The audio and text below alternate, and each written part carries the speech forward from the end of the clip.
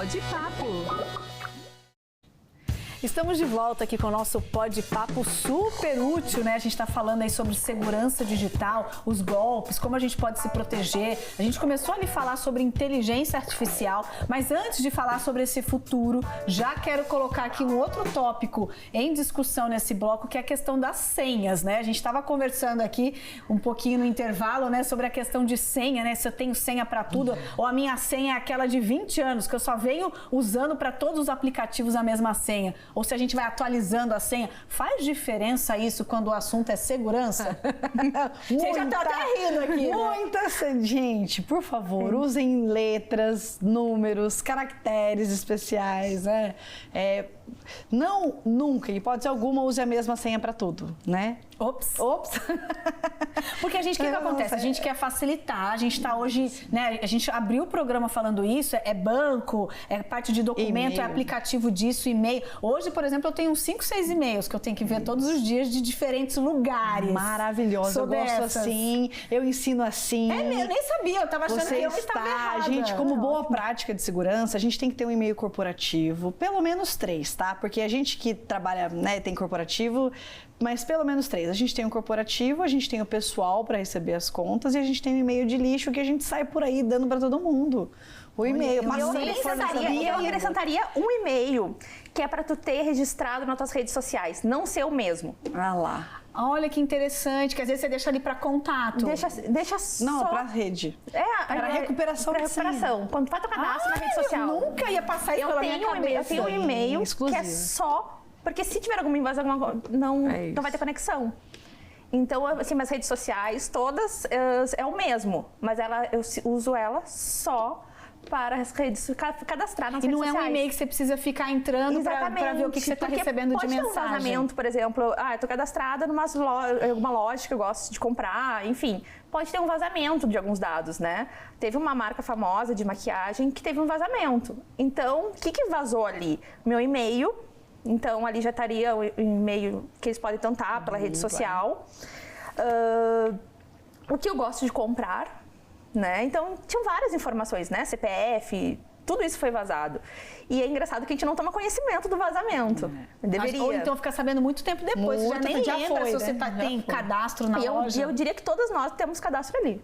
Eu apostaria que todos nós temos cadastro. E vazou. Vazou. Mas a gente precisa ter esse cuidado de ter várias contas. Eu sei que dá trabalho, mas lembra, segurança e conforto não combinam, tá? A gente precisa ter um trabalhinho ali para ter. Quem tem filhos, nós que temos filhos, e eles jogam em plataformas online, faça um e-mail exclusivo para o jogo, porque você vai receber um monte de propaganda, outros jogos. Ai, já aconteceu isso comigo. Faça, porque se você põe junto, você vai perder o seu e-mail, porque a gente recebe hoje de todas. Você se cadastra em um site, mas você recebe, né, promoções de tantos de loja outros. Que às vezes você nem foi, mas o seu dado já foi compartilhado, né? Exatamente. Então, isso é uma boa prática, tá? Ter várias contas de e-mail para que você, se eventualmente sofrer uma invasão, você minimiza o impacto. E eu achando que eu era doida de ter um monte de e-mail. Maravilhosa, você está corretíssima, nota 10. Olha, nosso orgulho. Orgulho.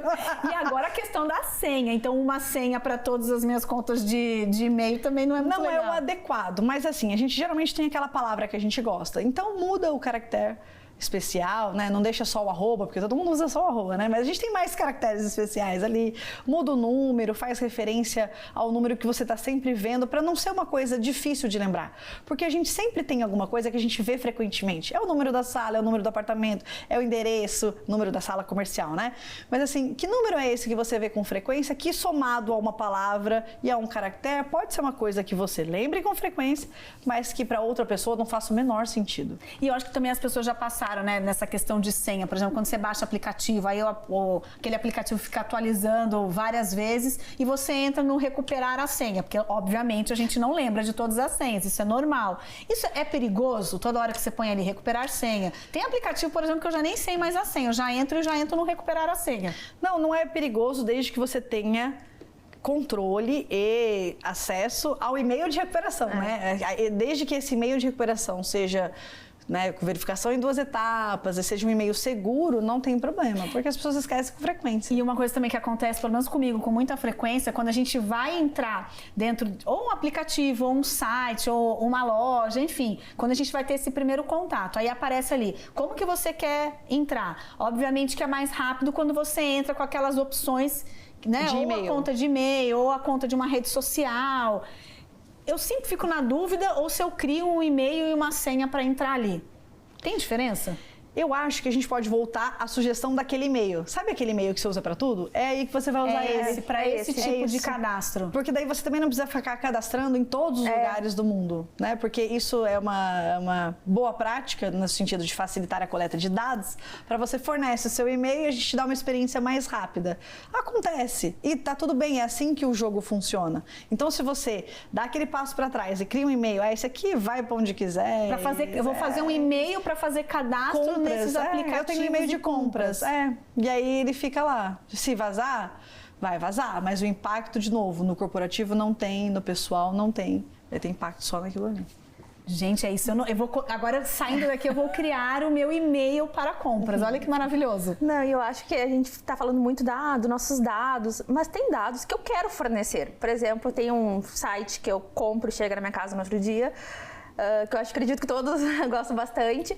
Ele me fornece uma experiência de usuário sensacional, porque se eu abro estou entediada e vou abrir, vou dar uma olhada. Se ele me oferecer algo para parafusar, utensílios de carro, eu vou fechar o aplicativo e vou sair dali, não vou consumir. Ele me oferece uma experiência que eu quero. Então, assim, eu não me importo de fornecer esses dados. Eu aceito estar aqui. Eu aceito. Então, assim, quando a gente está na rede social, por exemplo, também, que muitas pessoas falam, eu pensei em ter isso, como que me ofereceu? Né? É porque a gente está compartilhando alguns dados. E tem alguns dados que são fundamentais. Assim, a evolução da tecnologia, a gente só consegue ter a inteligência artificial hoje em dia por causa dos dados. Né? A gente alimenta através de dados. Então, é muito importante, né, a coleta de dados. Só que a gente tem que entender quais dados a gente está fornecendo e por quê. E isso é interessante porque acho que todo mundo já passou por essa sensação, né? Você faz uma pesquisa ali no buscador e aí, de repente, quando você entra na sua rede social, aquilo que você estava pesquisando já aparece com promoção de lojas diferentes, né? Dizem que essa é a experiência do cliente, é isso que o algoritmo faz. Quanto mais eu procuro aquele produto, mais ele vai aparecer para mim como uma oferta. E eu tenho que saber entender se para mim tá bom, se é o jeito que eu quero navegar ou não. Já que você tocou na questão da inteligência artificial, que traz muitas vezes essa experiência mais rápida, mais agradável, que o objetivo é exatamente esse, né? Sim. De talvez vender, de talvez estar conectado com você, já trazendo para o nosso bate-papo, que tem tudo a ver com golpe, enfim, ter esse olhar mais cauteloso e cuidadoso, a inteligência artificial está trazendo na questão do golpe ainda uma reflexão do que pode estar por vir. Sim, se a gente, a gente não tem ainda a gente ainda não tem a dimensão, né? Do que está por vir, a gente começa a se assustar nessas semanas que passaram, e eu tenho certeza que vocês já devem ter notícias de grandes nomes da medicina, por exemplo, nacional, que tiveram sua imagem atrelada à sua voz exposta à venda de medicamento. E aí a pessoa precisou vir a público dizer que não era ela, né? Outro renomado pediatra teve também a sua voz e a sua imagem, né, interligada, vendendo um curso que prometia coisas absurdas. E ele, de novo, veio pessoalmente a público dizer que não era ele. Então, assim, tudo na vida foi criado para o bem. Mas existe o uso desvirtuoso também. E eu acho que traz essa reflexão, porque a gente falou muito duvide, né? Cuidado, mas aí de repente a tecnologia te põe ali diante da pessoa, porque a imagem parece real, com a imagem voz, e a voz. Então aí você fala, nossa, mas Como não é? Como não é? E é logicamente que os golpistas vão trabalhar para que aquilo pareça o mais real possível. Então, talvez, não é algo tão fora de contexto. Vai te oferecer algo dentro do contexto. Então, se ele é médico, eu vou oferecer o remédio ou um tratamento. Isso. Se ele é de uma área esportiva, então eu vou entrar aqui com o golpe de você participar, né, de adivinhar resultado de jogo. A gente precisa tomar muito cuidado, porque ainda que surjam poucas ferramentas que nos dê a opção de identificar que ainda é o vídeo, o desconhecimento é muito grande, porque é tudo muito novo, né? Então, assim, a gente que lida com isso no dia a dia, a gente sabe não identificar, porque a gente também é passível de erro, mas sabe que tem ferramentas que podem ser identificadas. Mas quando a gente fala da grande massa, de todo mundo eu acho que não dá nem tempo, não tem acesso a isso e aí ainda, a gente né? tem uma série de problemas que a doutora Andréa vai ter muito trabalho, que é o sentido das fake news, né? A gente, pensando regionalmente, a gente tem esse ano eleitoral, então a gente precisa ser muito responsável ao compartilhar as informações, ao compartilhar, né, acho que seria legal ela falar também dessas questões do cyberbullying, né, porque a gente mudar uma voz, colocar uma imagem, a gente está fazendo um trabalho com outra pessoa e a gente corre muito risco com isso. A inteligência artificial, ela é poderosíssima, é excelente, mas nos traz essa dimensão de pensar que para efeitos de segurança digital a gente precisa ser cada vez mais crítico ao olhar o que está sendo imposto, vendido ou imposto pela pessoa que está falando. E nós estamos cada vez mais por lá também, né, André? Então, assim, a sensação que a gente até brincou aqui é golpe novo atrás de golpe novo. E agora, quando a gente pensa na inteligência artificial, é o que a Vanessa falou, assim, é difícil até desconfiar de tão real que é. E até mesmo quando chega, né, o material, né, para eu analisar, não, a olho, digamos assim, uma pessoa não consegue. Mas a gente tem que prestar atenção no que está sendo dito, né, se a pessoa falaria isso. Começou, né, o uso da ferramenta para comediantes, né, imitar. Então, assim, começou de uma forma engraçada. Muito inocente, assim, né? E as pessoas foram aprimorando. E, assim, a tecnologia, por exemplo, há 6 meses atrás, a gente não tinha o ChatGPT, né? Que é uma ferramenta que hoje em dia está sendo muito utilizada.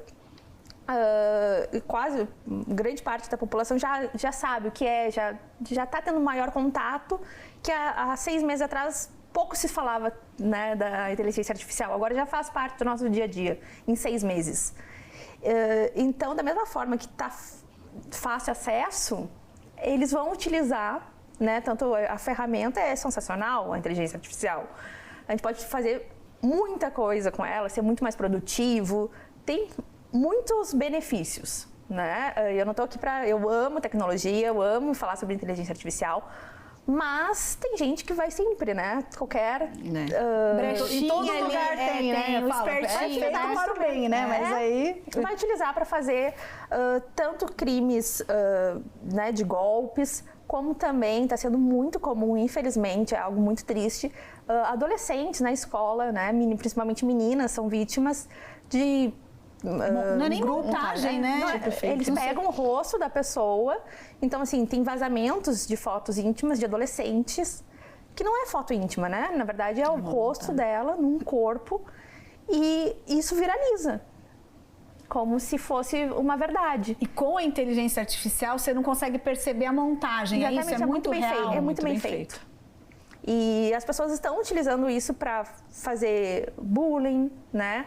Para fazer o cyberbullying, para diminuir a reputação de uma profissional, né? Até um concorrente. Então, as pessoas estão utilizando isso de inúmeras formas criminosas. Né? E o impacto, ele é muito rápido, difícil de você brecar, né? Porque quando você já recebe aquilo lá, você já foi impactado. Depois, para você dizer que aquilo não é real, para você falar que aquilo foi distorcido, foi fora de contexto, nunca você consegue atingir o mesmo, você nunca viraliza, né? Não. Dizendo pra que fazer aquilo... o bem, né? O bem não viraliza. O bem não viraliza. Até o próprio algoritmo, assim, vai ver, ele dá muito destaque porque é polêmico, porque dá dinheiro para a plataforma, né? Que é os cliques, o acesso, que é os likes. Né? A presença da pessoa consumindo aquilo, né? Manter a pessoa conectada ali na rede social. Então, muitas vezes o próprio algoritmo não vai ter tanto interesse de algo que não vai dar tantos cliques, não vai dar tanto like, que é a verdade, a né? métrica, né? Então... E não é nem pelo conteúdo em si, né? É porque aquilo lá, ele já, desde o início, o algoritmo já não entrega da mesma forma. Não. Porque as pessoas, às vezes, não compartilham do mesmo jeito, né? Não curtem. Exatamente. Quando a pessoa vai só explicar o que aconteceu. É diferente o engajamento. A gente precisa tomar muito cuidado com esse tribunal da internet. A gente precisa conscientizar as pessoas para que sejam mais responsáveis diante desse aspecto, né? E assim, o segredo tá em tudo na conscientização. Será? Acho que o grande mote da segurança digital é: será que é mesmo? A gente quer a dúvida, né? O benefício da dúvida. Será que é mesmo?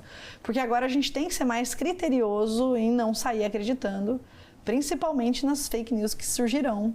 Quero até aproveitar que você já deu uma deixa aqui, né? O nosso tempo tá terminando por aqui. Eu não quero terminar esse nosso encontro sem uma dica principal de vocês, né? Qual que é a mensagem? Pensando em segurança digital, a gente passou aqui por assuntos tão importantes, né? Falamos de vários golpes, né? Desde o e-mail até a rede social, até o que pode estar por vir com a inteligência artificial. Então, dentro da área de especialidade de vocês mesmo, que vocês mais trabalham, que tipo de orientação, que mensagem que a gente pode deixar para quem está com a gente agora aqui?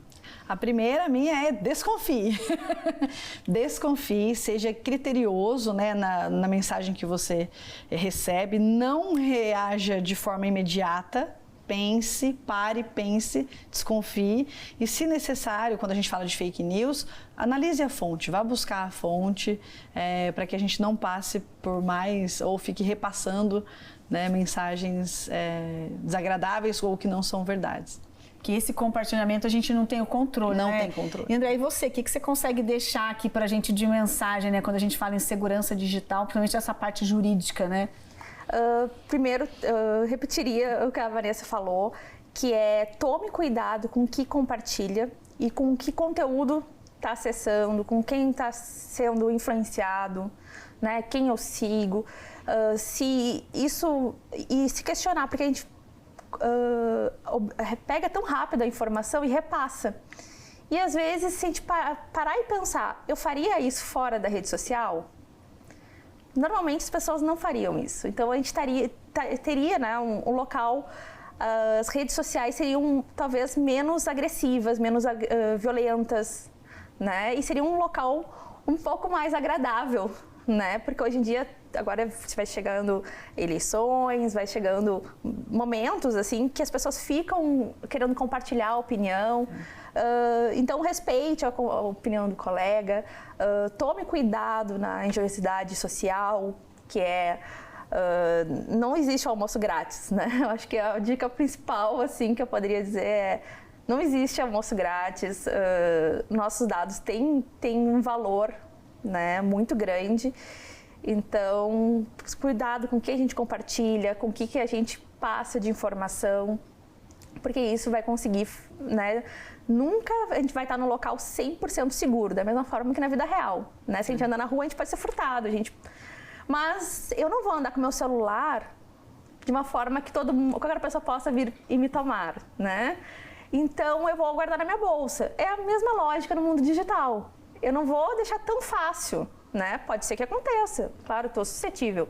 Mas o que eu puder dificultar, vamos dificultar.